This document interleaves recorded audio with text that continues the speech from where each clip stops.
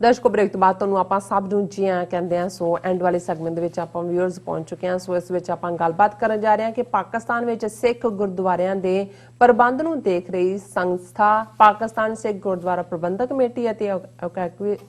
ਇਵੈਕੂਏਜ਼ property trust board ਦੇ ਨੁਮਾਇੰਦਿਆਂ ਨਾਲ ਦੁਨੀਆ ਭਰ ਚੋਂ 32 ਸਿੱਖ ਲੀਡਰਾਂ ਨੇ ਅੱਜ ਇੱਕ ਵਰਚੁਅਲ ਜਿਹੜੀ ਕਾਨਫਰੰਸ ਕਰਕੇ ਪਾਕਿਸਤਾਨ ਦੇ ਗੁਰਦੁਆਰਿਆਂ ਦੀ ਦੇਖ ਸੰਭਾਲ संबंधी जानकारी जी हासिल की है। जी ये मीटिंग है ये 2.5 घंटे चली है। सो इस बारे आप डिटेल नाल डॉक्टर साहब को उन्होंने जुबानी जानते हैं। सो असीं चाहांगे कि तुसीं नाल इसी तरह ही बने रहना और नाल ही गुरबानी विचारां दी भी सांझ तुहाडे नाल पाई जाएगी। सो असीं चाहांगे कि तुसीं नाल इसी तरह ही बने रहना। देखण सुन लई तुहाडा सब दा बहुत बहुत शुक्रिया जी। डॉक्टर साहब की विचारां ने देखो मेरा ये फर्ज भी बनता है कि जिहड़ियां डेवलपमेंट्स पाकिस्तान दी हुकूमत दे नाल कुछ समय पहला जी वर्चुअल कॉन्फ्रेंस पाकिस्तानी पंजाब लहंदे पंजाब के गवर्नर चौधरी मुहम्मद सरवर और उन्होंने टीम के नाल हुई जड़ियाँ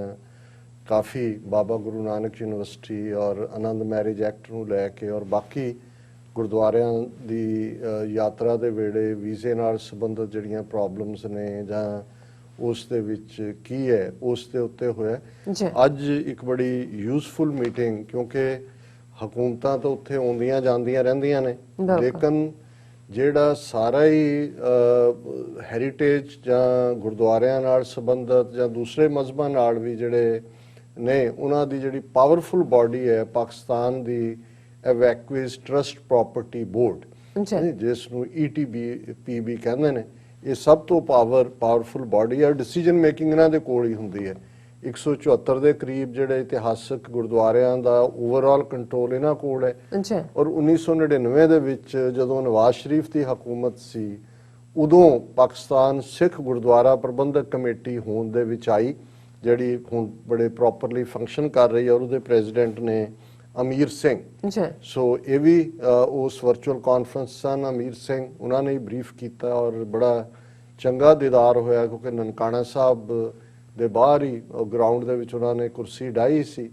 ਔਰ ਜੋ ਹੀ ਝਲਕ ਪਈ ਤੇ ਪਿੱਛੇ ਨਨਕਾਣਾ ਸਾਹਿਬ ਦਾ ਸੀ ਔਰ ਸਵੇਰ ਦਾ ਕਿਉਂਕਿ ਵੇੜਾ ਸੀ ਪਾਕਿਸਤਾਨ ਦੇ ਵਿੱਚ ਜਿਹੜਾ ਸਾਡੇ ਇੱਥੇ 11 ਵਜੇ ਸੀ। ਸੋ ਉਸ ਪੀਰੀਅਡ 'ਚ ਕੀਰਤਨ ਦੀ ਆਵਾਜ਼ ਵੀ ਕਰਨਾ ਚਾਹ ਰਹੀ ਸੀ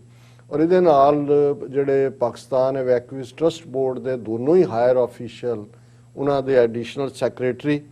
ਤਾਰਕ ਸਾਹਿਬ ਨੇ और उन्होंने डिप्टी सैक्रटरी इमरान गोंदल ने तारक साहब ज़ाहिर है खैबर पख्तूनख्वा तो ने और उन्होंने कहा मैं पंजाबी समझता लैंदा है पर वो उर्दू च ही बोल रहे सी जिवें जिहड़ा पश्तो स्पीकिंग उर्दू बोलते हैं पर इमरान गोंदल जिहड़े डिप्टी सैक्रटरी ने वो पंजाबी स्पीकिंग सी। सो इनू होस्ट किया डॉक्टर इकदार करामत चीमा इंग्लैंड तो और 32 के करीब सिख नुमाइंदे जिहड़े ने वो दुनिया भर के देशों सारे कॉन्टीनेंट्स चों हालां आस्ट्रेलिया सवेर का टाइम सी 1:30-2 बजे का आस्ट्रेलिया तो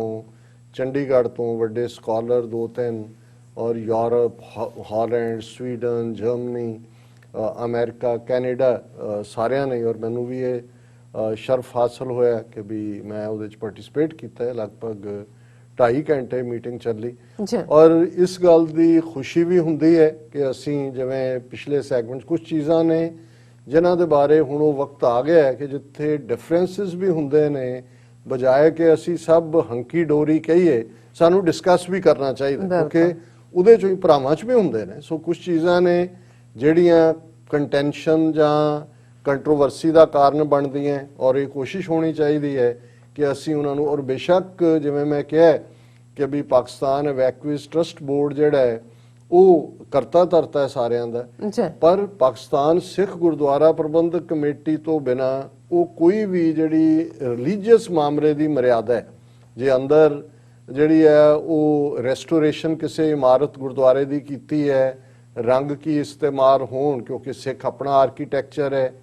फिर मर्यादा किवें होए और उन्होंने इस गल नूं यकीनी बनाया और यही कारण है कि ईवन श्रोमणी कमेटी नालों भी बैटर असी पाकिस्तान के जिहड़े गुरुद्वारे ने उन्हां च असी सिख रहत मर्यादा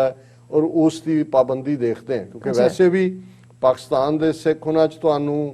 कोई जिहड़े ने वो वाल कट्टियां वाला नहीं मिलेगा बहुते अमृतधारी ने और ये भी एक फायदा हुंदा है। कई बार ਜਦੋਂ ਤੁਸੀਂ ਔਰ ਇਹ ਮਲੇਸ਼ੀਆ 'ਚ ਅਸੀਂ ਦੇਖਿਆ ਜਿੱਥੇ 5ਵੀਂ 6ਵੀਂ ਜਨਰੇਸ਼ਨ ਹੈ ਸਿੱਖਾਂ ਦੀ। ਹੁਣ ਮਲੇਸ਼ੀਆ ਇਸਲਾਮਿਕ ਕੰਟਰੀ ਹੈ, ਪਰ ਮਲੇਸ਼ੀਆ ਦੇ ਸਿੱਖ 6 ਜਨਰੇਸ਼ਨਸ ਤੋਂ ਇੱਕ ਮੁਸਲਮਾਨ ਕੰਟਰੀ 'ਚ ਹੁੰਦਿਆਂ ਵੀ ਆਪਣੀ ਸਿੱਖੀ ਦੇ ਵਿੱਚ ਪੱਕੇ ਨੇ। 2 ਲੱਖ ਤੋਂ ਜ਼ਿਆਦਾ ਸਿੱਖ ਨੇ, 200 ਤੋਂ ਜ਼ਿਆਦਾ ਗੁਰਦੁਆਰੇ ਨੇ। ਔਰ ਇਸੇ ਤਰ੍ਹਾਂ ਪਾਕਿਸਤਾਨ ਜਾਂ ਈਵਨ ਹੁਣ ਤਾਂ ਅਫਗਾਨਿਸਤਾਨ ਦੇ ਹਾਲਾਤ ਹੋਰ ਨੇ, ਜਿਹੜੇ ਅਫਗਾਨਿਸਤਾਨ ਦੇ ਸਿੱਖ ਵੀ ਸੀ, ਜਦੋਂ ਸਿੱਖੀ ਮਾਮਲੇ 'ਚ ਅਸੀਂ ਦੇਖਦੇ ਸੀ ਕਹਿੰਦੇ ਸੀ ਵਾਹ ਕਿਆ ਕਹਿਣੇ ਨੇ। ਸੋ ਇਸ ਮਾਮਲੇ 'ਚ ਤਾਂ ਕੋਈ ਕਮੀ ਨਹੀਂ ਹੈ। ਔਰ ਇਸੇ ਤਰ੍ਹਾਂ ਜਿਹੜੇ ਕੰਮ ਇਸ ਸਾਰੇ ਪੀਰੀਅਡ 'ਚ ਹੋ ਰਹੇ ਨੇ, ਉਹਨਾਂ ਨੇ ਬੜੇ ਵੇਰਵੇ ਨਾਲ ਪਹਿਲਾਂ ਹਰ ਇੱਕ ਨੂੰ ਉਹਨਾਂ ਨੇ ਬਰੀਫ ਕੀਤਾ ਕਿ ਭਾਈ ਅਸੀਂ ਕੀ ਕੀ ਕਰ ਰਹੇ ਹਾਂ। ਉਹਦੇ 'ਚ ਉਹਨਾਂ ਨੇ ਇਹ ਕਿਹਾ ਕਿ ਭਾਈ, ਔਰ ਖਾਸ ਤੌਰ ਤੇ ਜਿਹੜੇ 2 ਨੁਮਾਇੰਦੇ ਇੰਗਲੈਂਡ ਤੋਂ ਕਾਫੀ ਲੰਬੇ ਸਮੇਂ ਤੋਂ, ਜਿਨ੍ਹਾਂ ਨੇ ਇੰਗਲੈਂਡ ਦੇ ਵਿੱਚ ਕਾਰ ਸੇਵਾ ਕਮੇਟੀ ਵੀ ਹੈ, ਔਰ ਪਹਿਲਾ ਗੁਰਦੁਆਰਾ ਸਿੰਘਾਂ ਸਿੰਘਣੀਆਂ ਦਾ ਲਾਹੌਰ ਦੇ ਵਿੱਚ ਉਹਨਾਂ ਨੇ ਜਿਹੜਾ ਉਸ ਨੂੰ ਰੀਸਟੋਰ ਕੀਤਾ ਸੀ। ਉਹਨਾਂ ਨੇ ਕਿਹਾ ਵੀ ਮੈਂ 1983 ਚ ਅਸੀਂ ਗਏ, ਉਦੋਂ ਤਾਂ ਹਾਲਾਤ ਹੀ ਹੋਰ ਸੀ ਕਿ ਵੀ ਇਹਨਾਂ ਆਲਮੋਸਟ 3 ਦਹਾਕਿਆਂ ਦੇ ਵਿੱਚ, 4 ਦਹਾਕਿਆਂ 'ਚ ਇੰਨੀ ਵੱਡੀ ਤਬਦੀਲੀ ਹੈ ਕਿ ਵੀ ਅੱਜ ਜਿਹੜਾ ਜਾ ਕੇ ਲੱਗਦਾ ਹੈ ਕਿ ਵੀ ਵਾਹ ਕਿਆ ਕਹਿਣੇ। ਸੋ ਮੈਂ ਸਮਝਦਾ ਹਾਂ ਵੀ ਇਹ ਪਾਕਿਸਤਾਨੀ ਹਕੂਮਤ ਔਰ ਪਾਕਿਸਤਾਨ ਦੀਆਂ ਸਕਸੈਸਿਵ ਹਕੂਮਤਾਂ, ਬੇਸ਼ੱਕ ਅੱਜ ਦੀ ਹਕੂਮਤ ਨੂੰ ਜਾਂ ਜਨਰਲ ਬਾਜਵਾ ਨੂੰ ਇਹ ਕ੍ਰੈਡਿਟ ਜਾਂਦਾ ਹੈ ਕਿ ਜਿਵੇਂ ਕਰਤਾਰਪੁਰ ਸਾਹਿਬ ਦਾ 800 ਏਕੜ ਦੇ ਵਿੱਚ ਇੰਨਾ ਵੱਡਾ ਵਿਸ਼ਾਲ ਗੁਰਦੁਆਰਾ ਕੋਰੀਡੋਰ ਦਾ ਖੋਲ੍ਹਣਾ,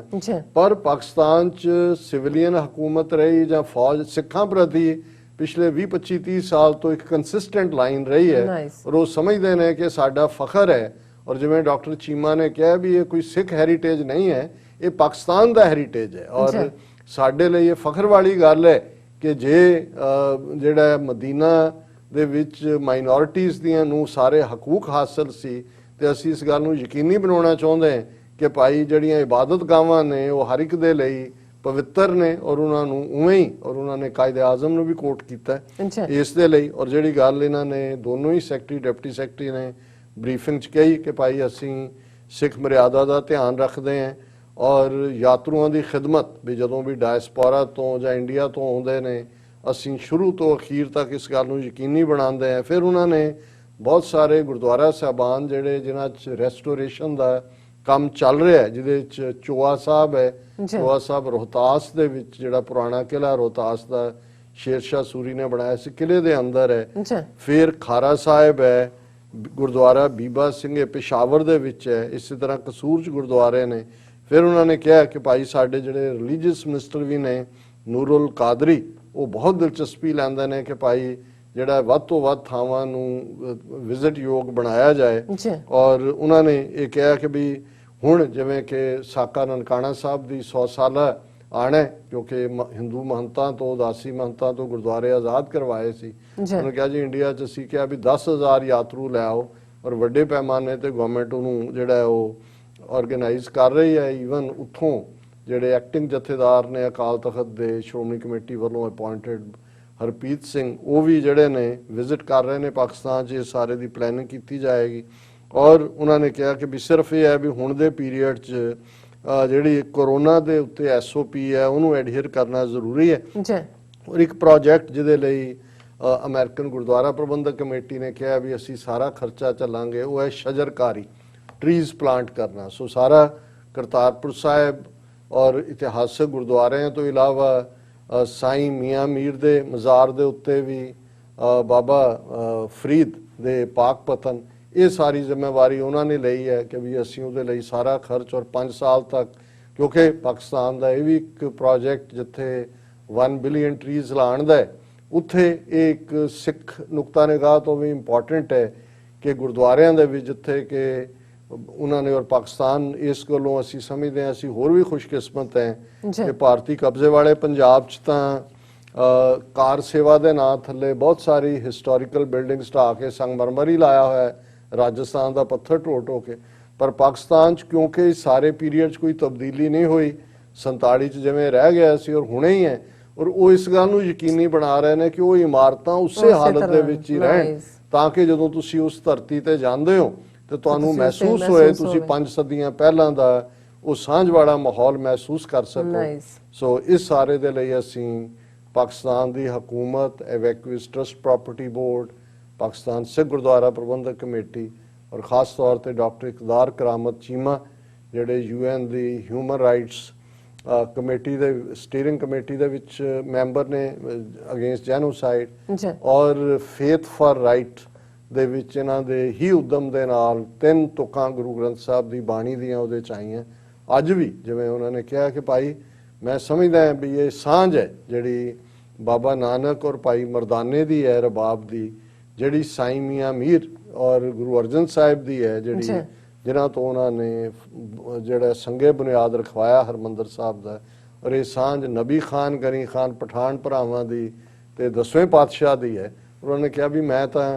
ਇਸ ਸਦੀ ਦੇ ਵਿੱਚ ਗੁਰੂ ਦੀ ਰਹਿਮਤ ਦੇ ਨਾਲ ਮੈਨੂੰ ਇਹ ਸੇਵਾ ਦਾ ਮੌਕਾ ਮਿਲਿਆ ਔਰ ਅਸੀਂ ਸ਼ੁਕਰਗੁਜ਼ਾਰ ਹੈ। ਔਰ ਮੈਂ ਜਿਵੇਂ ਕਿਹਾ ਸੀ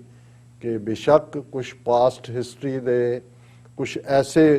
ਹੋਣਗੇ ਜਿਹੜੇ ਜਿਨ੍ਹਾਂ ਦੇ ਲਈ ਸਾਨੂੰ ਕਾਫੀ ਧਿਆਨ ਦੇ ਨਾਲ ਦੇਖਣਾ ਪਏਗਾ ਉਸ ਕੰਟੈਕਸਟ ਦੇ ਵਿੱਚ, ਪਰ ਅੱਜ ਜਦੋਂ ਅਸੀਂ ਇਹ ਦੇਖਦੇ ਹਾਂ ਤੇ ਇਹ ਸਾਂਝਾਂ ਗੁਰੂ ਕਰੇ